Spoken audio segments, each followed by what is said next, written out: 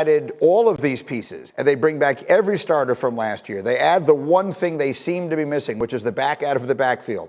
If one were to sort of propose this to you in such a way as we were to ask, do you like the Bucs or the field to win the whole thing next year? Which direction would you be leaning? You know, it's funny that Teddy's not on the screen right now because I'm sure he would say something like, oh, the safe bet is the field, right? But you know what? I'm going to buck that trend. I'm going to say the Bucs, because who had a better offseason than the Bucs? Nobody, because they return all 22 of their starters and their specialists. And I understand history says it's very, very rare that a team can repeat as champions. I get that, but I'm bold, and I'm gonna say if anybody can do it, it's this Bucs team. Based on what we've seen, how they've added new pieces, and how other guys who had great seasons could have gone elsewhere, but they said, you know what? I'm buying in. I want to stay. I want to make less money here because we got a good thing going. So I'm going to say the Bucs. I love the wording. If you're going to buck the trend, why not do it with the Buccaneers? Desmond, let me come to you. You got the Bucs or the field to win it all next year? Wow, Greeny, I will have to agree with Kimberly as far as bucking the trend, and you're going with Tom Brady and the Buccaneers and what they were able to do this past season. Now they're returning all the starters in there. He gets another weapon, the guy in the backfield who can do all the things that Tom loves from his running backs.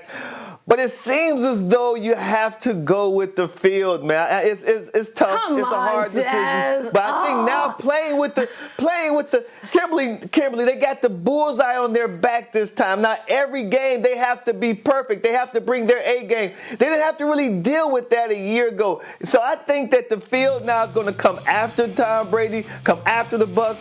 I'm going to have to go with the field, and I would love for that man right there, Aaron Rodgers. How about that? If he's able to just, walk away with another Super Bowl victory and then, have a choice of whatever team he wants to go to. So, Greeny, I'm going to have to say I'm going with the field.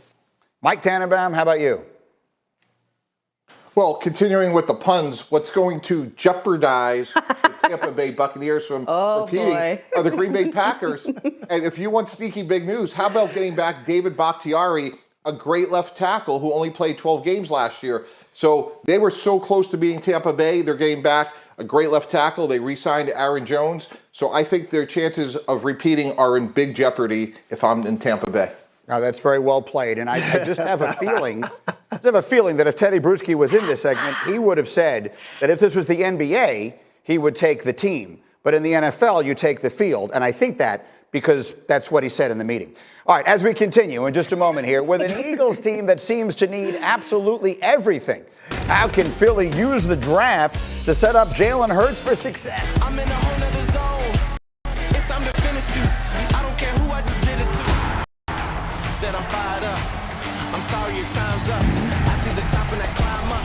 Came from the ashes, I rise up. I expect to make big plays in big games because that's what big time players do.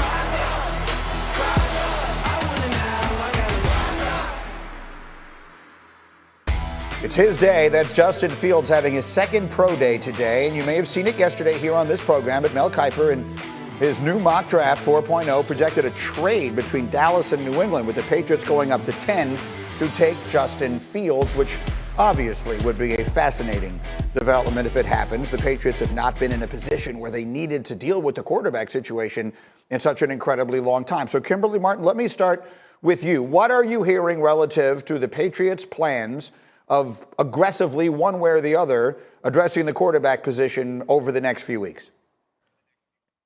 Greeny, everyone says Cam is great for this year. He's a bridge. But you know what that means? Bridge means temporary. It's the temporary fix until you find the guy of the future. No one believes that Cam is going to be in New England for the long haul.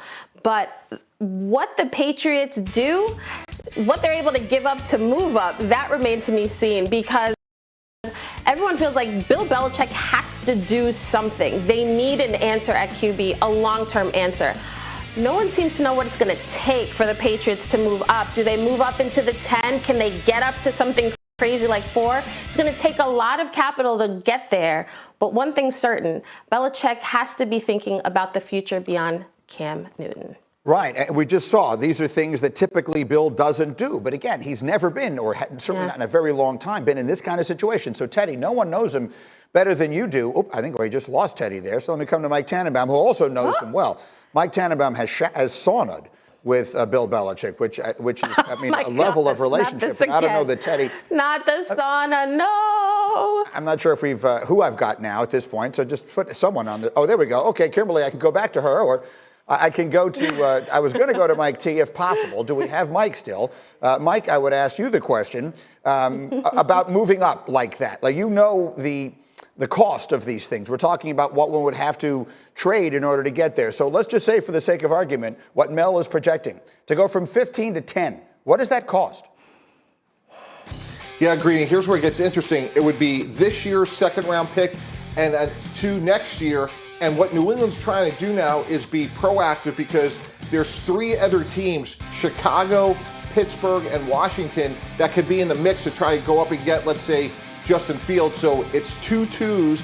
And if I'm Coach Belichick, I don't get off the phone until I get a deal done, because while I think 2 twos is fair and reasonable for Justin Fields, I think another team could overpay to get there, because, again, it's a long ways away, but there's not a lot of quarterbacks next year. So even like a team like Washington with Ryan Fitzpatrick or Ben Roethlisberger in Pittsburgh, Justin Fields would be an unbelievable accomplishment for those teams to get him this year. So while 2 twos looks good on paper today, while the draft's actually going on, if I'm Coach Belichick, I don't get off the phone without getting a deal done.